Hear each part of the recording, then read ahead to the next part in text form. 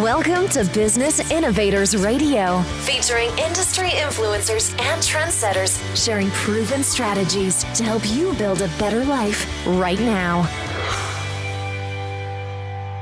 Welcome to Brilliance Business TV, conversations with leading experts in business. I am your host, Mark Stephen Pooler. We have an incredible guest on the show today, Lisa L. Baker. I'm really looking forward to a conversation. And we're streaming live on Facebook, Twitter, Instagram, LinkedIn, YouTube. We're also on the E360 TV network, Business Innovators Radio Network, and MSPnewsglobal.com. Let's bring in our incredible guest, Lisa L. Baker. Welcome, Lisa. Thank you, Mark. I'm so excited for this conversation today. I'm really looking forward to a conversation with you, Lisa. Let's get started with the show. You were a senior executive at the height of your career. By every measure, you had made it. What made you walk away without a plan? Very brave. Yeah, it's brave or crazy, depending on how you think about it. But I'm sure your listeners were a lot like me, where they have worked hard to get where they are, and they've achieved a degree of success and influence, but for some reason that success doesn't feel as meaningful as they thought it would. And that was my story. I had the title. I was a senior executive in a Fortune 500 organization. I was doing very well, and I was at the height of my career. But I was exhausted in a way that, frankly, didn't necessarily have to do with the work. I was tired of the pressure to perform and trying to balance the expectations that the organization had for leaders at my level with my own desires to grow and lead. And so success and trying to fit into someone else's model of success, frankly, was wearing me out. And so I gradually started to notice this tug to do something different. I like those words, following your desires. Very, very good words. You now work with leaders who are in that same place you were. What does that actually look like, Lisa? And why is it so hard to see from the outside? Yeah, you know what? It's hard to see from the outside because you can't see the picture when you're in the frame.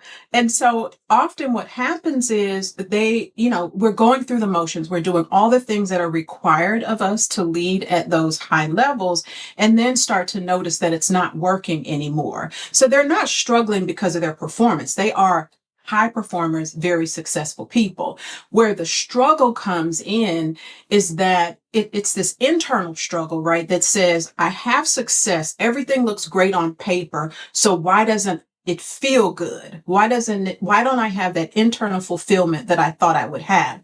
That gap is between what it looks like on paper and what they actually experience. And the way to close that gap is to stop doing the performing of the work and really start asking about what matters to me. I love that. And it's about having the courage as well, isn't it, Lisa? It takes a little bit of courage when you are making different changes. So sometimes that's why it's great to have a coach, isn't it, Lisa? Absolutely. It takes a lot of courage, I would say. And it also takes clarity. And coaching is great for that, because coaching can help you to get clear about who you are, what you value, what you want, and even clear about what's causing the tension and the pressure that you're feeling. Coaching really helps you to move from where you are to where you really want to be as quickly as possible. You call it the area of greatness. What is that? And why does it matter more than the strengths assessments these leaders have already taken?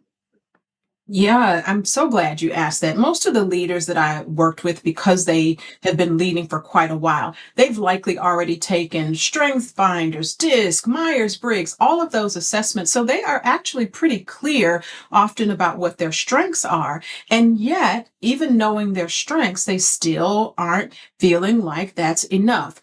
Your area of greatness is where your strengths, the things that you're good at doing, your passions, the things that you enjoy doing, and your purpose your why for doing what you do, all converge. And so when you can do work that plays to your strengths, that you enjoy doing it, and it fulfills that meaning piece for you, gives you that purpose, that's truly the sweet spot. And that's the transformational shift that I help leaders to make. I love it. Having those transformations. You work with organizations too, and you use a framework called Think, Connect, Lead, Act. That's Think, Connect, Lead, Act. What does that look like when you're actually in the room with a leadership team? Yeah, it looks like helping leaders to understand what it takes to develop themselves personally as leaders, but also to have that translate to the team. Often what happens is we think we're being clear. We're making assumptions about how well aligned our teams are. And so we always start with thinking. That is helping the leader to understand what their beliefs are, the assumptions that they may be making and how that's impacting their team. The goal is to close the gap between what you say and what you actually do, and then how people receive that. Once that is clear, then they can start to connect. Connection and building trust with teams is so essential to success. And so in the room, I'm taking my client, their team's real world examples and experience that come from the customization that I do for every organization that I work with. So it's not just about teaching theory or more frameworks and strategy. It is about getting really practical and changing the behavior. So I'm really proud to report, Mark, that at the end of every leadership development experience I do with the team, I ask them one question, and that is, how likely are you to change your behavior? How likely are you to change the way you think, the way you connect, the way you act or lead based on this experience? And I'm proud to report that on a scale of 1 to 5, my average score for that question is 4.9. And it's because I'm getting the leaders in the room to commit to specific changes they will make. And then I follow up with them 30 to 45 days later to help hold them accountable. And actually, that's a good way to end that question, because I was just thinking about the timing of this, because I've gone through transformations with self-concept in my identity and things like that. And I know when you're working on like your self-concept identity, which is very similar to in business, it could be in relationships or work, money, health. I know it normally takes, some people say 21 days, but I go on the longer 66 days to 90 days to really lock in that new identity. So what kind of length of time are we talking for these transformations? Yeah, you are spot on, Mark. These things don't happen overnight. The change in a leader, absolutely, I think you're correct. That 45 to 90 day time frame is the sweet spot. If we're talking about changing the culture in the organization, that takes much longer. But we start with the leader. We change one leader, one team, then one organization at a time. And so that's why I have that 45-day checkpoint after the event, because that's a good amount of time for them to take action on the commitments that they made, knowing that I'm going to check in and follow up and we're going to see where they are. Then we can make new commitments for the next 45 days or how they'll adjust. So then we really see that personal change that then allows the team to change. And I would actually say that's very correct too, that there are big shifts after the 90 days, but then the next 90 days after that, that's where it really integrates and really big changes happen over those next 90 days as well. And I think people knowing that, at least it gives them milestones as well, rather than thinking, oh, this is going to happen overnight. You know that there is a process to it. It's going to take a little bit of time. For someone listening, Lisa, right now, whether they're a leader who recognise themselves in this conversation or an HR leader tired of programs that don't stick, what do you want them to walk away with? Yeah, I think the first thing I want them to know is that they're not alone. The challenges that they're facing, whether it's with their own transformation, whether it's getting their teams to connect and align, is common in leadership, and so they don't have to suffer in silence. They can. And they don't have to stick with a path that's no longer working. Having the courage to try something new, to make that personal change or to ask the team to change is important, and they can work with someone like me or a coach or leadership development to help them in that process so that they don't have to carry that weight of making that shift alone, and they don't have to have it all figured out at the beginning. That's where coaching is a great catalyst for that. And so getting clarity, working with a coach to help guide you and your team is the work that I love to do. And so, yeah, reach out to someone and get the support that you need to grow yourself, your team, and ultimately the organization's culture.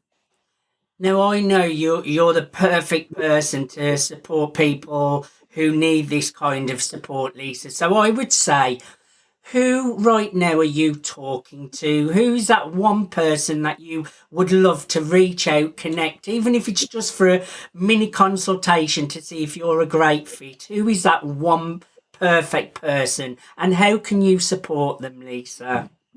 Oh, thank you for asking that. That one perfect person is that leader who has been, working in their career or their organization for, 7 to 10 years. And they have, again, achieved a high degree of success.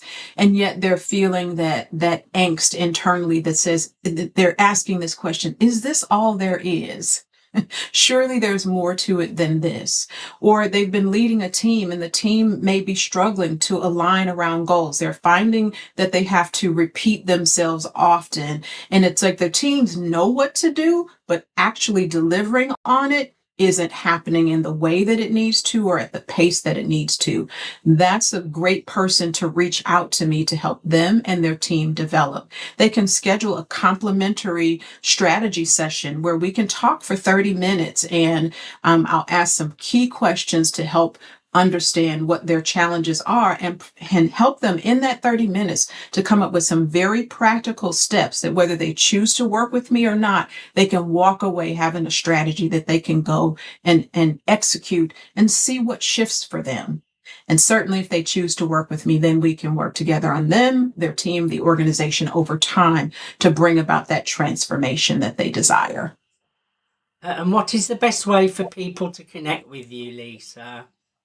The best way to connect with me, if you want to schedule that strategy session, is to visit my website, ascentim.com/connect. There you'll be able to schedule that complimentary strategy session that I just talked about. I love making new contacts, so that's a way to connect. And sure, you can also follow me. I'm on LinkedIn, Facebook, and Instagram, all of those places you can find me. I am Lisa L. Baker on social media. And just to finish the show, Lisa, what one challenge would you say people are struggling with out there that you can really support them with?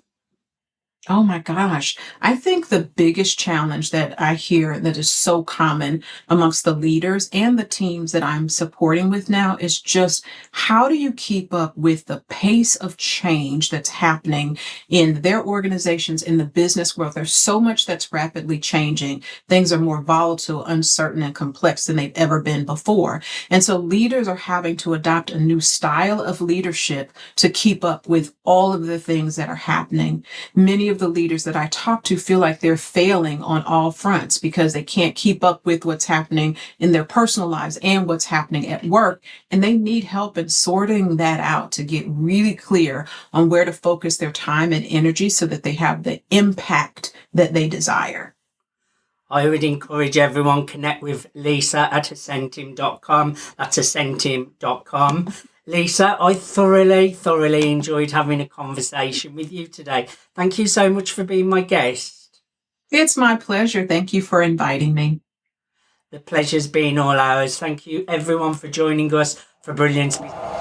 Thanks for listening to Business Innovators Radio. To hear all episodes featuring leading industry influencers and trendsetters, visit us online at businessinnovatorsradio.com today.